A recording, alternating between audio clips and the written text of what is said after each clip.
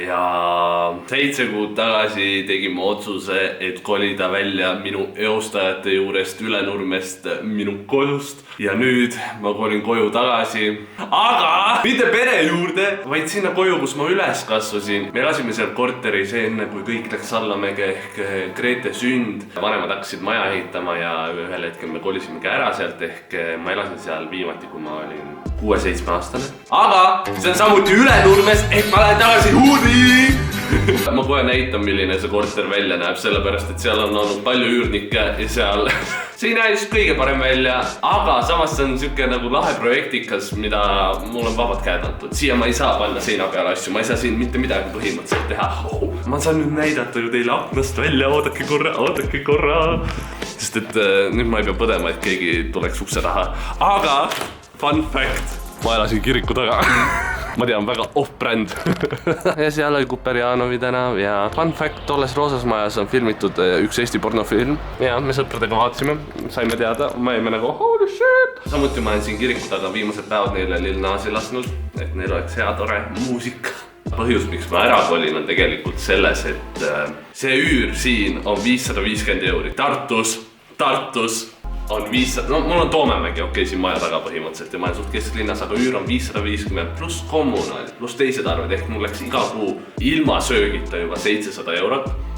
Ja see lihtsalt on liiga palju ja ma praegu ei toimu mitte midagi, linnast sa ei saa välja minna, ehk lihtsalt istud siin ja maksad väga palju.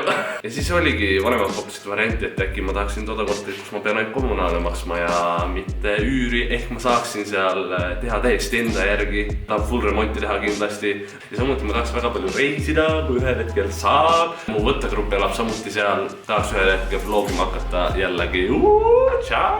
Nii, see korter, ma käisin seal 3 kuud tagasi, ma olin põhimõtteliselt ainult koridoris, vaatasin niimoodi veits, ma ei näinud ei vetse, vannituba, mis iganes ja natukene samuti mööbel oli sees. Ehk te näete siin, kuidas me lähme vaatame seda esimest korda. Tulge kaasa, elame selle koos üle. Tule nüüd edasi. Kas sa mäletad, kui saisin väiksena? Nad ei sellist nägu! Ma ei mäleta mitte midagi. Ei mäleta või? Ei. Okei. Väga, mul on nostalgia. On või? Jaa, siin toas ma sain elektrit. Roosa! Ei saanud siin toas elektrit, sa katsid ikka mälu. Meil oli pikendus ühe, millega telekamänge mängisime ja siis ühel Grete Roomas sinna, siis ta sai elektrit ja viisime traumapunktile ja see seletab väga palju. See on siis magamistuba.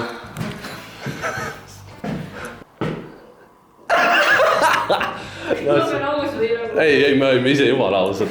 Ma tean, siin on väga, nagu siin on vaja full remont minu arust teha. Ma tahaks parketti vahetada, see on see retro. Tahaks siit kõik ära värvida, teha, sellepärast et roosas toas magades ma arvan, mul toimub migreen. Ulala! Vaatasin üles. Ma neid ei oska kommenteerida. Kunagi näinud, et see... Retro! Mis lüliti too? No vaat, kus tundub, et jaa. Pesumasin, okei, nüüd ma peame vene keele pean selgeks saama. Pesumasin on vene keeles. Mõtle sul õhtul lahti lahti. Hola, senyor! Tämä on koht. Garderoob. Mis sa ütled? Ma uskasin. Mis see on? See on puit. Oh, puit. Vot. See on küll äge. Seda ma tahaks küll vist jätta. Aga ma tahaks kõik vist valgeks värvida enamasti, ma ei tahaks mingit mustrit. Neil on uued rõdud, meil mingi rõdu, mingi hallitas ja värk, kui meie elasime. Wow, mul on jälle puldiga lamp.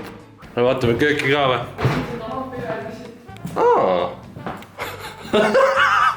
Grete! Oi. Kas sa teinud on siin? See on see industriaalne disain. On või? Parim osa on see, vaata, et kui sa teinekord ei viitsi avada sahtleid, et nagu mida teha, siis sa teed niimoodi. Et sa tõstad lihtsalt. Kui sahtlite avamine on liiga keeruline, siis lihtsalt tõsta. Teate, mis kõige lahedam on või? Hey bitch! See on Lisanne! Ära alu! Hei! Ja kuskil seal taamal elab Aile. See on nii palju toimub korraga, ma ei suuda nagu siin on nagu räiged tööd. Jah. Räiged tööd. Selline see korter ongi ja ma ei jõua ära oodata, kui ma saan juba seal elada, sellepärast et mul on nii head mälestused sealt lapsepõlvest ja no muidugi siit ka, aga noh, see on nagu siuke tekitab teistsuguse lapsepõlvetunde. Samuti ma tean, kui paljud teist väga kaasa elavad kõikidele meie perekonnaliikmetele ja ma pean kahjuks ütlema teile, et Lonnit, see vana proua, peomutti igal peol ja aias kohal, oi korrad. Teda ei ole enam kahjuks, sellepärast et ta süda oli liiga suur tema jaoks. Literaali.